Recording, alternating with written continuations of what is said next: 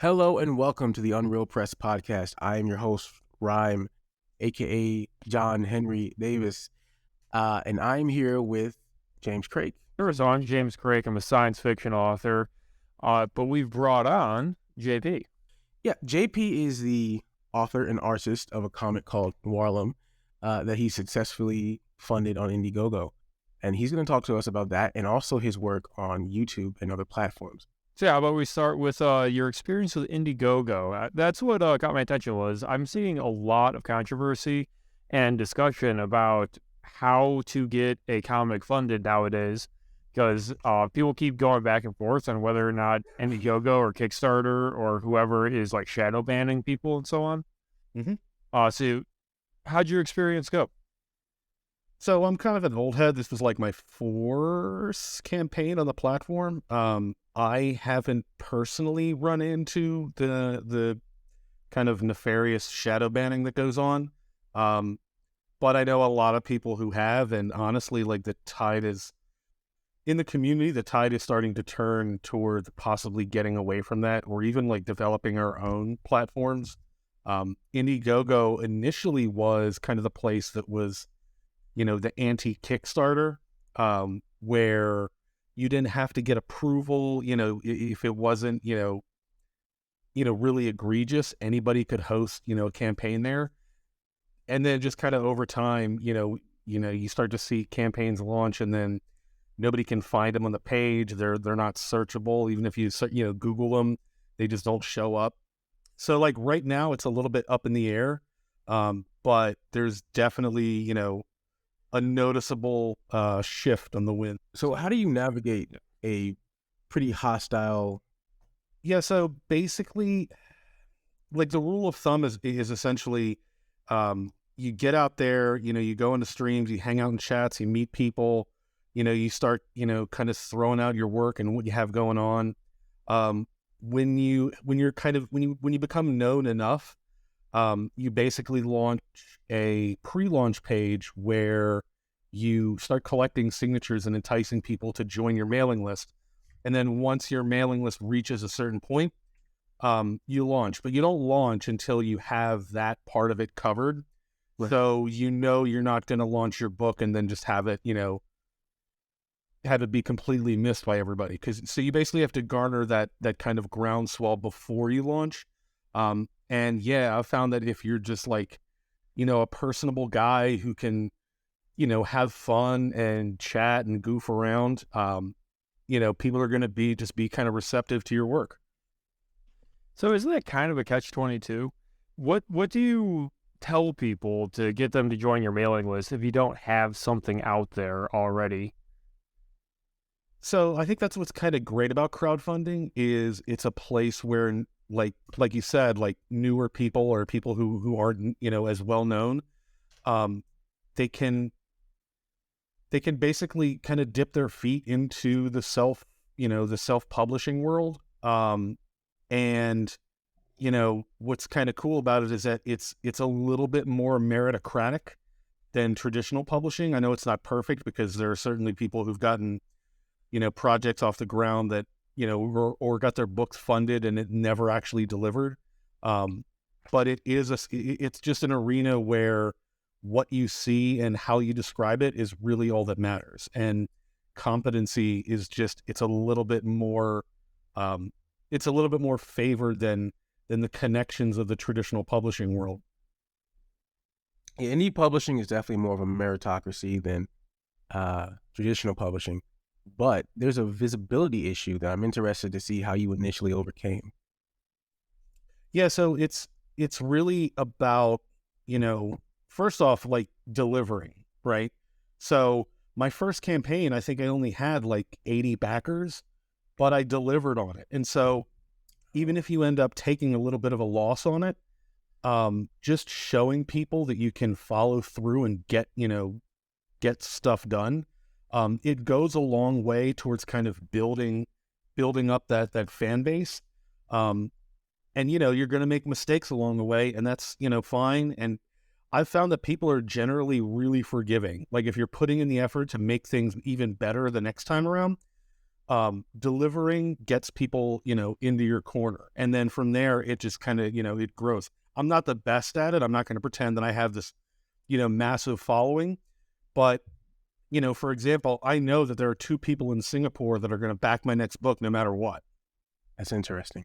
I remember you saying you're not an independent publisher. You have a publisher, but am I right in assuming it's more of a small press outfit than like a major big 5 publisher, especially for comics? Yeah, so for this last book, it's my first time actually having a real deal Holyfield publisher. I did the work of just like, looking for a publisher or looking to get published is really like, it's a full-time job. Like it's something that you have to just sit down every day, put in the time, put in the hours, and working on getting, your book in front of other people's eyes. So I did the crowdfunding campaign, but I was, forthcoming and saying that, hey, this book has been picked up by an actual publisher, so they're going to be the one, rather than, me working with a local printer and printing it myself. This is going to be coming from a publisher. So this campaign has been kind of a hybrid. So what, compared to your last 4 releases, what was the workload like for releasing the book? It's now that you have, someone else to carry that weight. So as far as like the creation side, this has probably been the most ambitious because it's like a full-on graphic novel, like 90 pages. But having that experience of doing the previous 3 books and, kind of becoming more accustomed to like the director's role, because, I'm the writer, but I'm still managing all of these other different pieces like the letterer, pre-press, all these other things. It was like much larger in terms of the scope. But in terms of like the printing side of it and like the logistical side, everything was just a lot smoother. Like all I had to do was kind of deliver that finished, print file. And as far as like all of the different things that go into that, making sure everything's in margins, making a spine, getting a, what's that thing called? The little barcode on the back. The publisher basically took it from there, and it was a lot easier. It was also a lot cheaper too, because, when you go to have something printed, I'm sure you guys might know, the more you get printed, the less per book you're paying. So in that regard, it was just a lot smoother, a lot cheaper. So personally, I write prose novels, and I go through a company, Ingram Spark, which is print on demand. So every time I look at my compensation for a book sale, I have that little bit of seething because I'm paying for print on demand print rates, not for mass print pulp rates. Mm-hmm. And I have to compare my novel to, like, I don't know, Crichton's Jurassic Park, which they know they can print and sell 20,000 copies of every year. So yeah, there's a lot of savings, and once you get volume. Yeah, I'm interested in seeing how your experience, like you went to a local printer, not a POD service. So I used, for my previous books, I used, what is it called? Nixon, which they're not even really a printer, they're a broker. So they'll broker to your nearest printer and kind of work out the logistics of it. They're all, because of that though, they're also just so, hit and miss, because you're just not involved in that end of it, and so I'm probably going to look at going more towards like just working out something with a local printer myself. But those big name companies, man, it's really hit and miss. Yeah, so I know we use Ingram Spark or Lulu or KDP. How were those options for a comic publisher? Because I don't know if they offer comic printing services, or if it's simply using colored paper instead of black and white. You're definitely, if you're doing comics, you're definitely going to save a bit of money if your book is black and white. Color is, like you're paying a little bit more. So if you're doing like a small to medium size order, you're usually paying somewhere in the ballpark of like $6 to $8 per book, which is not ideal. Yeah, ran into that a little bit. That's why it costs like $15 to print one book with like 20 color pages, much less 90. Yeah. All right, so before we let the entire talk run away from us, Did you want to like pitch your book to everyone listening right now? Like, Yeah. what is your project? We immediately started with crowdfunding, politics, Yeah. shadow banning. Well, what is it that you produce? Because, like you said, we're in a meritocratic space. Yeah. You deliver, and you show that you've got good quality, and you're improving your quality, and people come to you. So, floor is yours.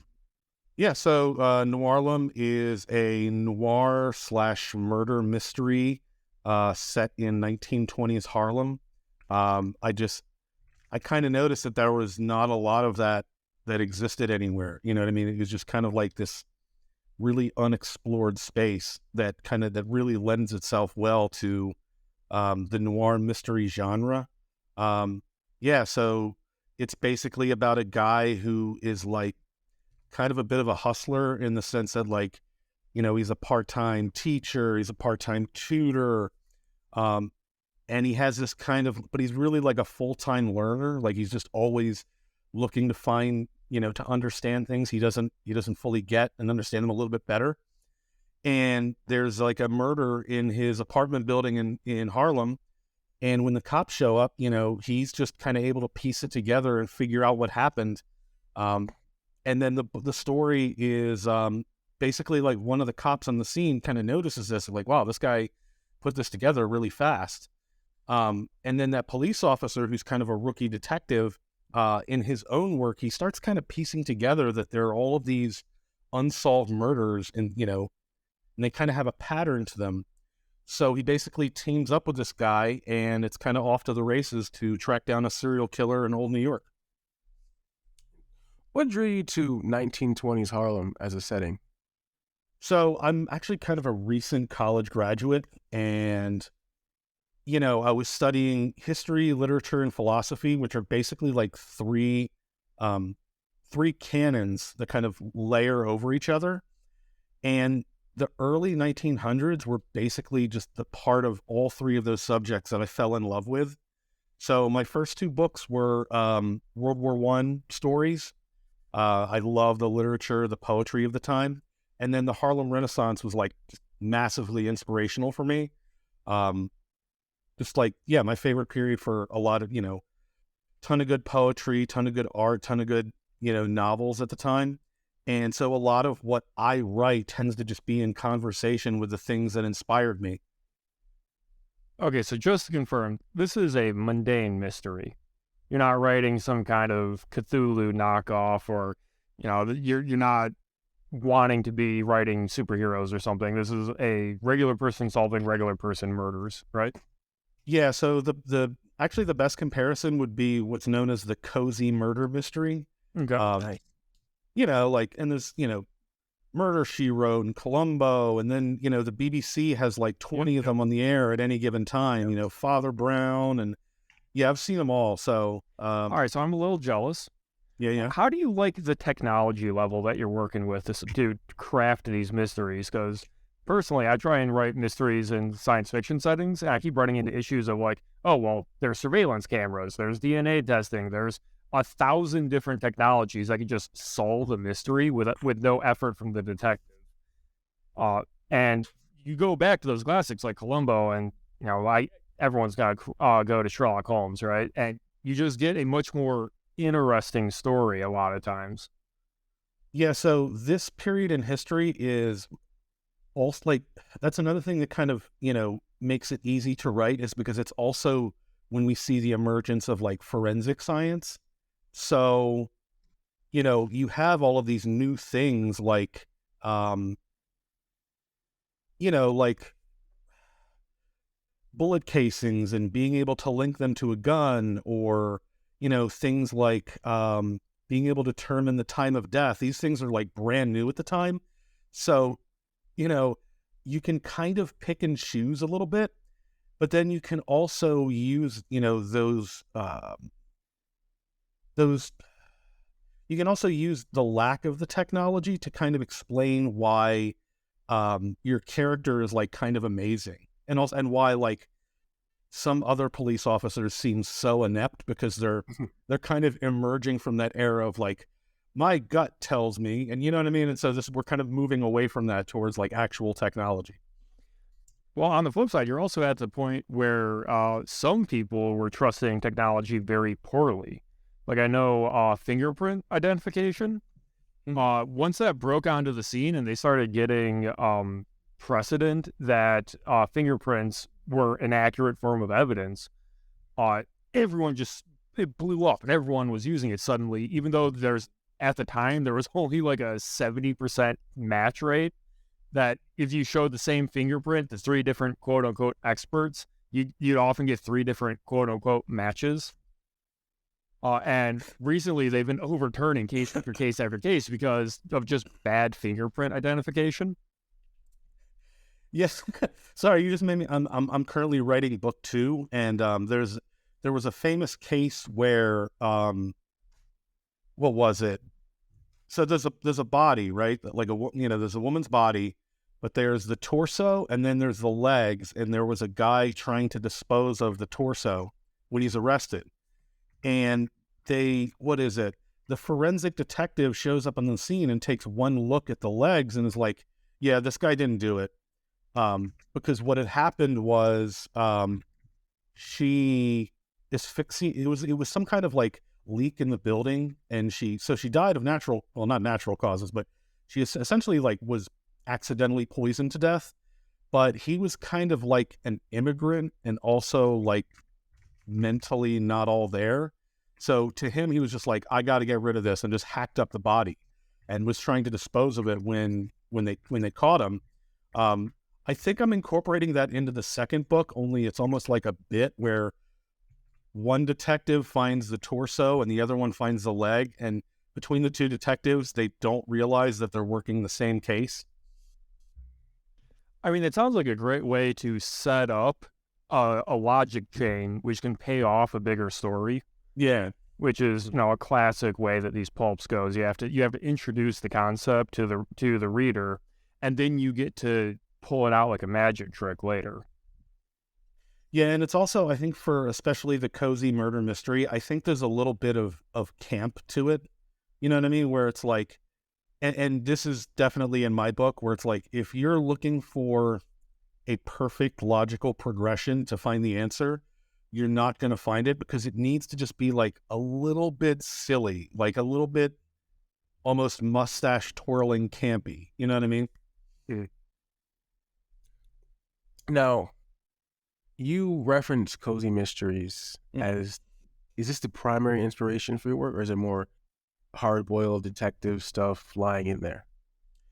I think it's a mix of both. Like, really, one of the things that kind of inspired me to want to write this story is I've watched so many of these cozy murder mysteries, and like none of them have like a black protagonist. So there's a BBC mystery, and it's called what is it? It's called Death in Paradise, and it takes place in Jamaica, and like every single character on the show is black because it takes place in Jamaica. But over like 10 seasons, the show is basically just having to keep finding reasons to have a white British guy move there to become the detective. And there's been like 6 of them now. So like they go out of their way to never cast like just a black lead in one of these shows.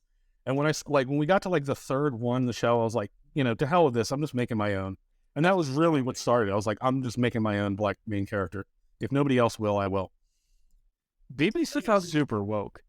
I'm surprised that the BBC is extremely woke, and I'm surprised that they have that kind of issue. Well, the thing about being woke is that when you're woke, you're still not seeing your own. Like you think that you're above those kind of biases, and you just don't see them. You just kind of assume that like those are beyond you. Yeah, and also I think my dad loved that show, Death in Paradise. I think, is that still on the air? Because if that's like an old show, I'd be surprised if it was affected by the new ideas at the BBC. I actually don't know. I think it might. I think it might still be on, or I'm not 100% sure. That show was always funny because there's always a local in the let's say Watson role for that show, usually a woman. Yeah. I'm interested in seeing how you with your role as publisher, even with a publisher now, a small press publisher, you have to build your own brand as a comic artist. How have you gone about that? What avenues have you looked into? Um, I was on the periphery of Comicsgate for a while, because when I first, when I first graduated college and I wanted to see what was going on out there, like it was mostly those people that were actually talking about comics and were like excited to, kind of play the role of like that garage band, just like break all the rules and just do whatever they want. Yeah. Yeah, I was wondering how you felt about Comicsgate, because there's like half the people out there love it, the other half are like, that's way too dangerous to even bring up. Yeah.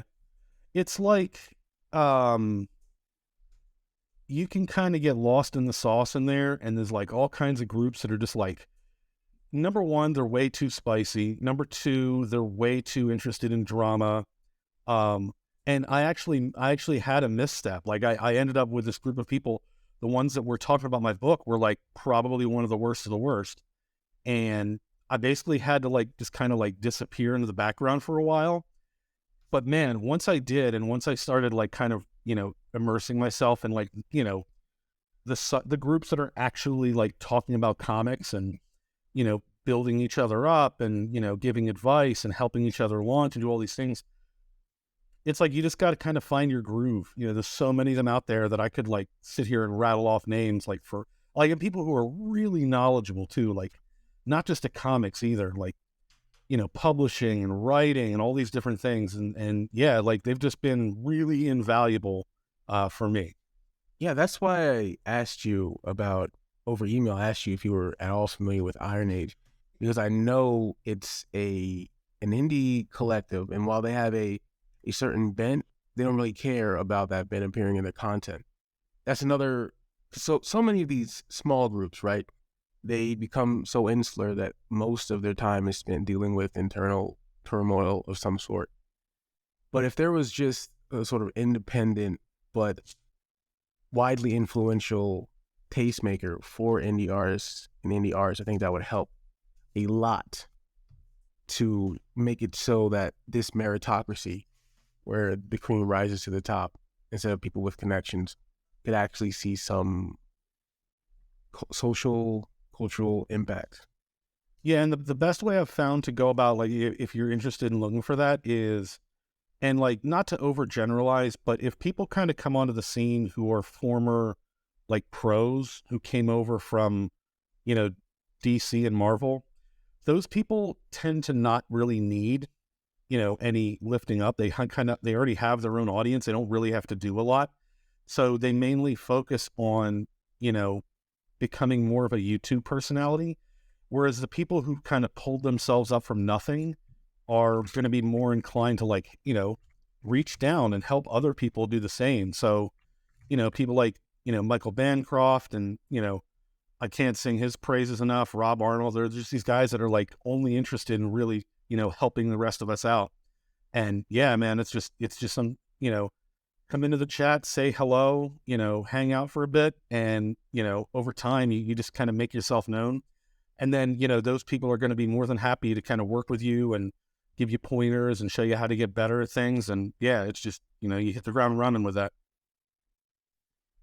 Yeah, it's really great to see the slow rebuilding of that kind of system, because you throw back 80 years to, okay, I'm a person with a story I want to tell. I want to get in front of people. Here is a functioning publishing industry that will take me in when I'm okay, and they're going to work with me and make me a really good writer or a really good illustrator or something. And they're going to be good to me, and they're going to promote my stories, and it's going to be great. And that system used to work because they used to, they had a reputation to all their consumers of, we're putting out good content. You should come to us. You should follow what we're doing. And, and you want to follow these authors because they're going to get better and better and better. And that broke down completely maybe 20 years ago, right when the internet started, just completely broke. Mm-hmm. And for a while, I think we saw that there were these old, somewhat established people that were able to kind of coast through and maintain. But they're aging out, and there's supposed to be new creators coming in. But there's just this ever widening gap that is suddenly starting to refill because people are starting to figure out how to get brought up from not a very good creator to really good. Know what I mean? Or am I just rambling? No, I mean, no, what you say makes a lot of sense. It's just like, back in the day, you would take your little art portfolio to the, whatever your local Comic-Con was and just go to Artist Alley and just show it around and, get feedback that way. Maybe you run into somebody who actually works in the talent portion, and it's like, yeah, as things have gotten more accessible, so much of it is just white noise. Yeah, that's the downside of this advent of indie creation, is that it's now impossible to puncture that noise without some sort of outside effort, even if it's just making your own platform, like you've done with YouTube. And I was so interested because you have a YouTube video on sort of garnering reviews for your released comics, and how important it is that a listing have reviews on it. Yeah. And I'm wondering, like, the process of learning that, what else did you learn? And also what, I guess, event sort of cemented this idea in your mind? Or was it just casual research? Yeah, I mean, it really was. I mean, this is all brand new to me. And I even said in the video, and I'm even saying it now, like, I have absolutely no idea what fruit this tree is going to bring. Like, I have no idea, because I've only done crowdfunding. So this thing of actually having a traditional publisher, no idea how that's going to go. It's pretty much why I'm on this show. I'll just watch some YouTube videos on how people handle, having their book actually published. And the things that they suggested were get on podcasts and have people review your book. So I'm like, okay, I guess I'll start doing that. And, since I'm kind of like the Magellan of the crowdfunding sphere of people that I know, I'm going to have to be the one that reports back on what happens because I don't know anybody else to ask. Interesting. So now, James, you have a similar strategy. Yeah, I think podcasts, I believe, are the only way that you can really get noticed, like genuinely noticed, because this is my firm conviction after slightly over a year on Twitter, which is no longer a political nightmare so much, especially if you make sure you curate who you're following. But that gave me such a raw exposure to the sheer quantity of people slinging their crap against the wall in this back and forth. Nobody's actually buying each other's books, but they're giving each other engagement. So they're trying to get engagement. They all sound the same. And every time I dabbled in one of their stories, it was just bad. But they all sounded like they knew what they were doing because anyone can make a tweet that seems professional. Like there's no effort, there's no knowledge to a marketing tweet. But if you get on a long form discussion like this, and you're able to entertain people and you're able to explain, here is the incentive, here's what you're going to get from my story, here's why you should follow me, and so on. That you can only do that in long form. That's how you get people to like actually give you a chance, I think. That's how I've had success anyways. What limited success. Yeah, you're gonna send me on like a long rant about writers' Twitter or whatever that crap is. Like, I don't know.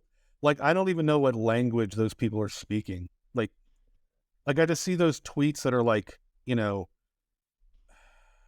writing is like this, or like, I wrote 2,000 words today. Like, what are you even talking about? Like, I just sit down and write. Like, I don't know what are you all doing that like you're talking about writing, like you're trying to transcend consciousness or something. Like, just write, just sit down and write.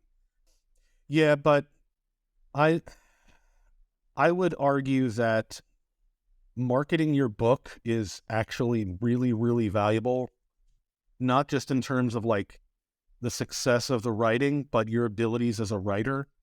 Because what you're going to find is when you're marketing your writing, you're going to find that everybody's going to be asking you for something different, whether it's a log line, whether it's a synopsis, a summary, a cover letter, and you're going to have to do all of these things. And what they're going to do is it's going to force you to think about your writing in a different way, right? So somebody asks you to make a log line, right? Like a quick elevator pitch for your story. What they're asking for is for you to condense all of that into 2 sentences. And when you sit down and try and condense like tens or even hundreds of hours of work into 2 sentences, it's like painful. It's almost excruciating to, craft a couple of sentences that accurately captures the essence of what you did.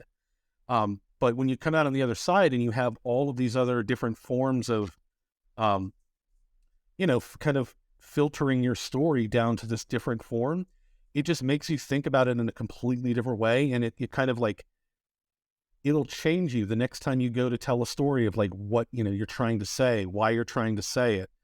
And it just, it's extremely beneficial. So I would suggest that to anybody to, like even pitching to like a literary agent that you have no shot of them even giving you a book a second glance. It's still helpful. Like it changes you.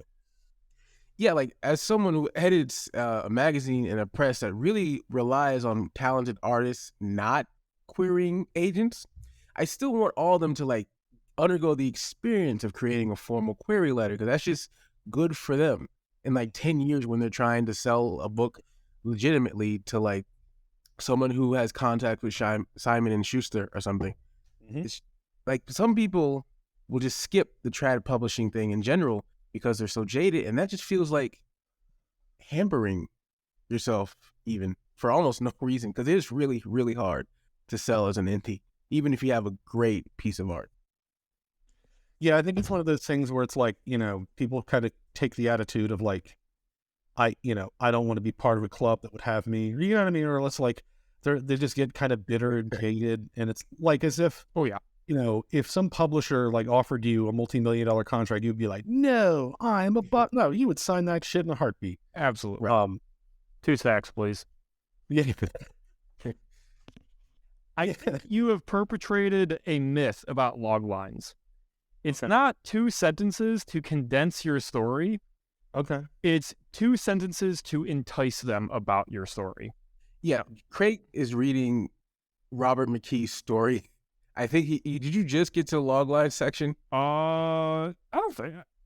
I may have actually skimmed it because honestly, log lines are just about sales. It's you need to convince the reader that buying your book is serves what they already want. And typically, you're saying like, I'm going to entertain you, or in the case of my last book, it was really easy because I wrote a comedy. I just had to convince people it's a funny heist about NPCs stuck in not World of Warcraft trying to scam the entire system. It's hilarious. That works for a lot of people. If you try and sum up the themes of Catcher in the Rye or The Lord of the Flies into 2 sentences, you would never sell that book, right? The logline The Lord of the Flies is 32 British kids get stuck on an island and chaos ensues. You don't talk about the evil inherent in man's nature and the brutality that can come out. But the pitch, you have 2 sentences to pitch, not to synopsize. Yeah, but I think that's like that's the danger though, right? Is that you look at all of these books that you could not really summarize in a few sentences, and then you have writers who think that like my work is too complex for that, and they kind of, you know what I mean? Like they kind of just, think of themselves as being above that process. Yeah, because even though we think like publishers are nefarious, at some point all these practices came about because they thought it made it easier to sell the book to people. So having all these tools yourself, the ability to go through all these pitch practices yourself, it's just going to help you sell your thing as an independent publisher. Well, good to know. Keep in mind, part of the querying process is literally like an IQ test. There's a reason they say like you have to double check and make sure that you have all their names correct. Because if they see someone that literally copy pasted a letter and they don't know where they sent it, they're just going to go, this person is not intelligent enough to have written a correct story. So here's another way of thinking about it, about the querying process. It's like you're essentially doing two things that are diametrically opposed to one another. So on the one hand, you're trying to communicate how you as a person are capable enough to kind of blend in with other writers in terms of the manner in which you communicate with, the publisher. Your work, on the other hand, you're trying to do the opposite. You're trying to say that, like, my work is not like these other authors, and here is why people will want to read it. So it really is like almost philosophically, you're doing two things of like from two completely different places that are like the opposite of one another. Because a lot of people will say, like, when you're comping, you need to give comparisons, like, oh, this book is like Halo meets Mutiny on the Bounty or whatever. Which everybody hates, but also totally understands. Well, the people forced to make the comparisons hate it because they hate the idea that, no, I'm not just like all these other people. On the other hand, how many people went, oh no, did Agatha Christie write another murder mystery? Hasn't she done enough of those? Right, like, how many different versions of Twilight did Stephanie Meyer write? Aren't there like 9 at this point? Well, okay, so when I was in college, right, I was like 35 years old, right? So I had gray hairs. I had more gray hairs than some of my professors. And so, like, that obviously that means I'm not going to like frat parties or bars. So what I would do is I would basically go to any workshop, seminar, talk with anything that had to do with publishing or writing. And I went to some of these talks in which people from the industry, were coming to speak because, a university has to, especially English departments, have to justify their existence. They would host these events that like almost nobody would go to, but I would always be there. And I go to this talk and it's this person, I think they're from like Penguin. I think it might've been from Penguin. Don't quote me on that. And essentially what she told us was that, because it was a talk for people who want to, get into publishing, not the creative side. And essentially what she said is that literary agents and people who work for publishers don't want anything new. Like the only thing that they're looking for is whatever the current zeitgeist of writing is at the time. And, you would think like that could be something as simple as like, a genre, right? Because like YA is like 90% what gets published. But like, it's so much worse than that. Like they have it down to like a formula where it's like your main character has to be an orphan, whose parents died or disappeared. And then they learn that they're part of some magic order and have some secret ability that gets unlocked in the story. And their romantic interest is part of the rival faction. Like that specific is what they're looking for. I mean, what I'm thinking is this is an example of like publishing being completely over-engineered. Because what does that have to do? The particular beats of the story have to do with marketing a book. A book is not like a movie. It's not something that you can consume like an hour and a half. That's why reading something for writing a script may not apply to writing a novel. You really only have to sell, like what you're saying, the log line, the bite-sized idea of the book to audiences. You don't need to sell that, on page 300, he finds a magic sword. So there is some merit to that, Rhyme, because these publishing houses are not publishing one book. They're publishing, 20% of what Barnes & Noble has on their shelves.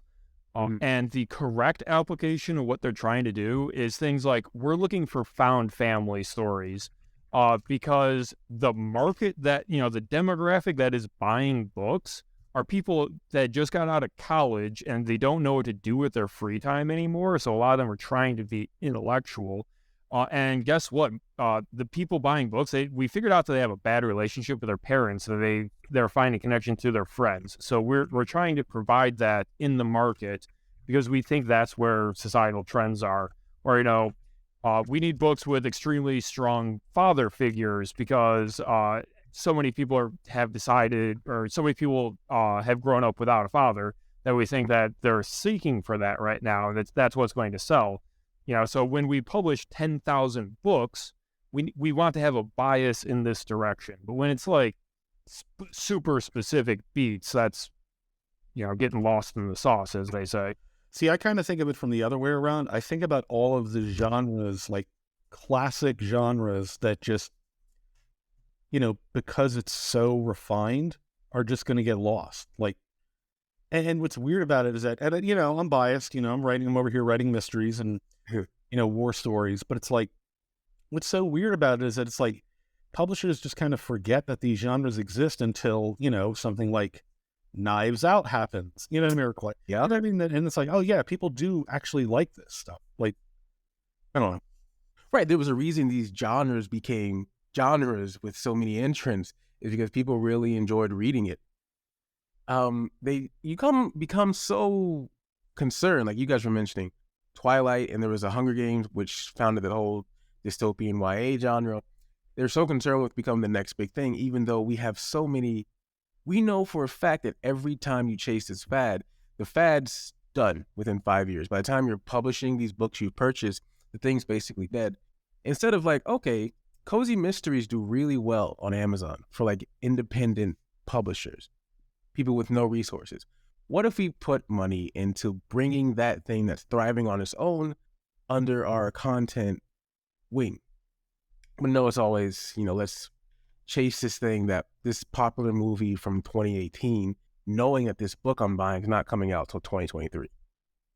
Yeah, like I honestly have no idea what the future is going to hold for, like just the superhero genre in general. Like it's becoming so saturated, and it's like, you can only deconstruct it so many times. You know what I mean? It's like, people are still doing that. Like, what if superheroes were real and bad? It's like, come on. Like Alan Moore did that 30 years ago. Yeah. Yeah. Like, how long are we going to keep doing this? Like, it's not. So in the indie sphere, I want to say you can, if you are insane, you can publish fast enough to chase trends. I know this because there was like a handful of space westerns about protecting a baby alien that came out like a month after The Mandalorian first aired, that all the authors were like, yeah, I saw that Mandalorian was actually good, so I just ripped it off immediately, slammed down the quickest cover I could and hit publish. Boom, bestseller, because an indie author with a high production rate actually could chase the trend.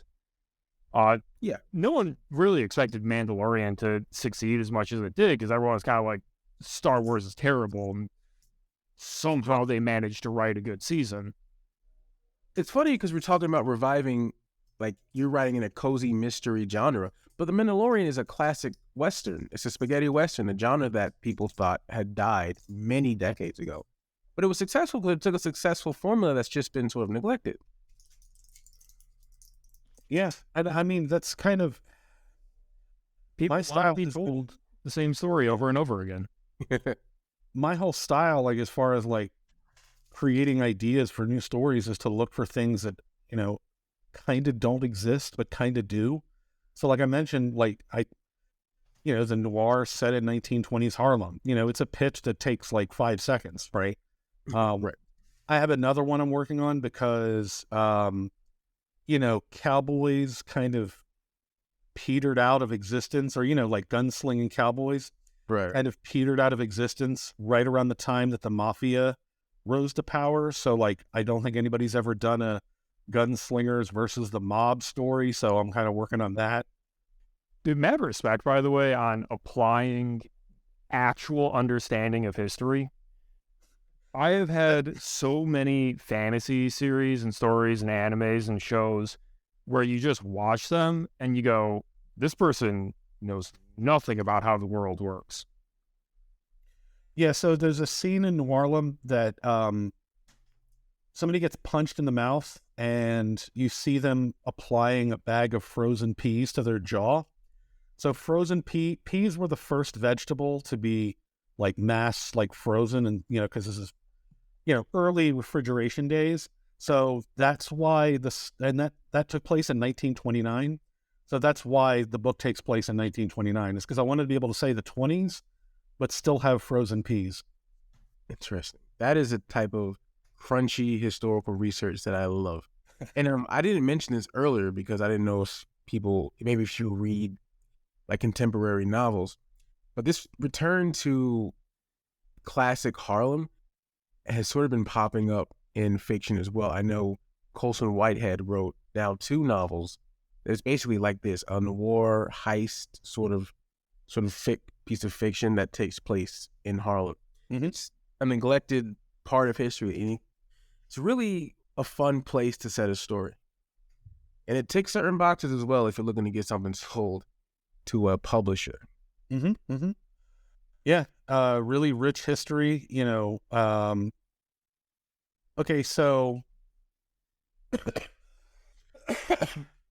excuse me, sorry. So the title of chapter 2 is called Between Two Worlds, which is a nod to W.E.B. Du Bois's theory of the double consciousness. And it's basically talking about how you have these 2 main characters, one, a black resident of Harlem, kind of dipping his toes into detective work, and the other one kind of a rookie police officer, or police detective, still kind of new and fresh to everything. And it's really just about how, like, they're coming from 2 completely different places and they're never going to be able to fully understand each other. But in trying to do good and by, solving this case and, bringing justice, they're able to kind of like bridge, bring their worlds a little bit closer together. And that's really where, and yeah, a lot of it just comes back to like the philosophy at the time. I want to swing back to like the first thing you said. How much time do you spend on Twitter? Sounds like not too much. I usually have it open, but I just don't say much. Like I usually just reading. I'm just curious if you saw that viral tweet, start of this week, I want to say, that came out of some lit agent. God, I don't even remember where because it was stupid. But it got super viral because they said that to be considered viable for traditional publishing, you need a social media presence of at least 40,000 followers. I mean, that doesn't really surprise me. But I'd be curious as to like how, number one, I'd be curious as to how important that person is to make that claim. And also when you say that you need to have 40,000 followers, like how much of that crap is astroturf? You know what I mean? Like how much of that is even real? Well, especially probably got that from the pre-Elon days, right? Before the great merge. It's like it's like you were talking about earlier. Is it just like you need to have a following of 40,000 other writers looking to boost each other? Like what good is that? But if that's how people are getting filtered by these agents, it does raise the question of what is the agent even doing? If you were on your own able to get 40,000 followers, what's their job? Like, you got a small press publisher to actually handle the formatting, the print, and the distribution. That sounds like a huge quality of life improvement for you compared to doing it all on your own with local print houses. But like that is a service they're providing in exchange for a cut of the pie. But a book publisher is supposed to be handling the marketing. And that's supposed to be why they deserve part of the revenue. And maybe you can quibble about how big of a following are they actually looking for, but they are looking for social media followings that are beyond the scale of a regular person getting started. Like, so unless you've already gotten a bunch of followers from your Minecraft streaming or something, or, you managed to convince 40,000 other aspiring writers to follow you, they're still looking for something that doesn't really exist. Yeah, I mean, I think it goes to what we were talking about earlier about how as things become more accessible, they become less useful. So, like you mentioned, like a publisher should be doing this, but if the reality is that through the internet they don't have to, they won't. But people will still come to them. Who's that? Who was that author who kickstarted some novels a little while ago? Brandon Sanderson. No, he got bestowed with the grace of $100 million in marketing over the years. Ridiculous. Because of Utah religious connections, probably. They plucked him out of the obscurity for Wheel of Time, and he didn't disappoint, basically.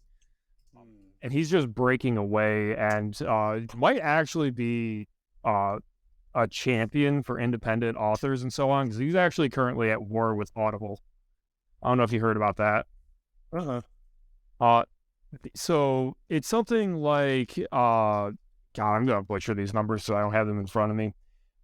When you sell something online, the platform that's hosting you is supposed to take like the standard rate is they take 30%. Now, you go to the App Store on Apple and you're selling a sleep monitor app or some crap or a knockoff of Super Mario Bros. They take 30%. That's the internet standard for like no matter what you're selling, the standard is like 30%. Except for Audible. Audible, who's distributing digital files of narrations that you paid to produce, and they're just hosting and distributing, instead of taking 30 and you get 70, it was reversed. They were taking 70 and giving you 30 because they are the only game in town. They're the only company that has an audience worth selling to. That even getting screwed out of half of your profit because they have so much of the audiobook listeners on them. If you don't sell through Audible, you are making less money despite that. And Brandon Sanderson partnered with Spotify, I want to say, and managed to negotiate a better rate for all authors across the board as part of him coming over. Yeah, but even outside of novels and things like that, you have people like, Brian Pulido, who, like, correct me if I'm wrong, I don't think he has that much of a mark in traditional publishing, but he's just been, reliable for so long that he puts up like numerous Kickstarter campaigns a year for, I think it's Lady Death, and just does like somewhere in the ballpark of like $500,000 on every single one, just because he's just been dependable.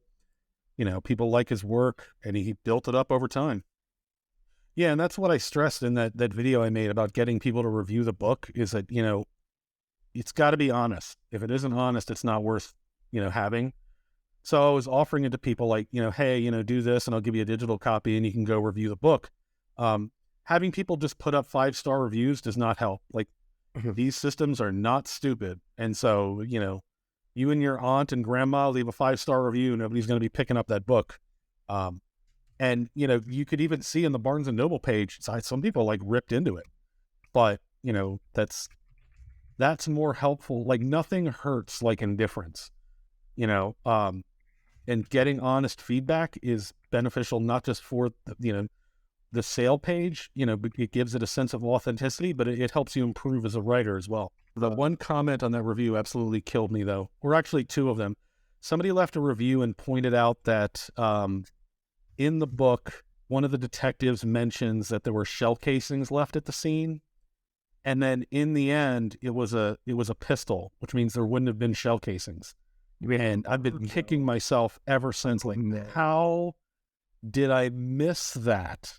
And then somebody else left a review and said that the clothes don't look very 1920s. And like, I'm sorry, I'm willing to take criticism, but the amount of research I did into what people living in Harlem were actually wearing at the time, because you think 1920s, you think of like the Great Gatsby and like flapper girl dresses. Not everybody was wearing flapper girl dresses and like dapper, suits, and especially poor people in Harlem tended to be wearing like, hand-me-downs. So it's like the clothing is very, a lot of thought and care went into that.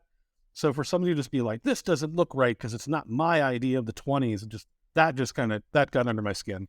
We have pictures from the 1920s, Harlem. Yeah. Like, I assume you had photographic references for what you did. Always. I just forgot about the pistol. Okay, hold on. Was it a pistol or a revolver? It was a revolver. Okay, I A understand. revolver. Yeah, that probably makes more sense now. Yeah, because like they had clip-loading pistols back then. Yeah. Well, you had asked me before about how do you get people to, join your sign-up page. And for Noirlem, the one that it was like, I had a visit from the Good Idea Fairy. And so what I did was for the sign-up page, I made it so that anybody who signed up on the mailing list and backed the book, like a physical copy, would get this gold Zippo with the Noirlem logo on it. And it was only like $2 per lighter to have it made, but everybody wanted one of those Zippos. I was looking at the listing, and the Zippo looks really cool. Yeah, Dude, swag is that. Mm-hmm. Well, do you have any upcoming projects like soon after this? I currently have the mailing list for my next comic book, which is a sequel to one I did earlier called, I'm great at titles. Ready for this? So the book is called How to Die. And it's more of your kind of traditional comic book fare. I mean, it's still really, really weird, but the basic premise of it is that if you're a low enough, like if you reach like bottom in your life, right? Like your life is just a complete mess and you absolutely hit rock bottom. If you die, you'll gain superpowers to fight off death, but only if you've met rock bottom. And so it's basically a world in which just like the worst people have started to develop superpowers. And it's a story of like, who is going to fight for good if the most powerful people are all bad guys? But yeah, the pre-launch page is up for that. And on this one, the special offering is if you buy a copy of book number 2, you get a free copy of book number 1 with it. Ooh, interesting. And I can't wait to put the art from these books all over the video. It looks really good. But yeah, we were talking about chasing trends for How to Die. I saw, Lady D from the latest Resident Evil game. Oh, yes. I saw much of that on the internet. Yes. I just took one look at her and I was like, I have to write a character that looks vaguely similar. I think more people do that than will admit to doing that. Maybe not Dimitrescu specifically, but yeah. Yeah. Mm-hmm. All right, so we will be sure to get all those links available in the description and probably the pinned comment and all that. Because the point of podcast is, of course, shilling, and it has to be easy on the listener. You can tell everybody where to find your YouTube videos and your Twitter. Yeah, so I'm Raiden Radio on both YouTube and Twitter. I'm probably going to have a video up in the next week that really kind of explores and provides more context and an explanation for like how to actually pursue getting your book published. It's mostly going to be geared towards comic people, but there's definitely going to be some more useful advice in there. And jump over and sub. I do videos weekly on whatever the hell I feel like talking about that week. All right. Thanks for coming on the show. James, you want to plug anything you've got going on right now? Closing plug. I'm just going to steal this, I guess. I've got my 4th book coming out. It's going to be publishing on April 3rd. Pre-orders live now for 5 to 4. It's a sort of paranormal thriller horror thing. A couple of office workers, it's 5 minutes to the end of the workday, and they realize that none of the doors lead outside the building anymore. And they're stuck with monsters. And it was a lot of fun. All right. Well, I'd like to thank JP or Joshua Plack for coming on the show. Everyone can pick up a copy of Noirlem on multiple platforms. I watched the YouTube video. His publisher made sure the book went wide. So Barnes & Noble, I think, is a listing with a lot of reviews. I was really surprised. Like 10 reviews on Barnes & Noble. So you can follow him on Twitter, subscribe to his YouTube channel. subscribe to us, and join the Discord. All the relevant links will be in the description, in a comment. I don't know, I'll probably put it on a banner and fly it across the New York City sky. Thanks for watching, and I may have gone too far in a few places.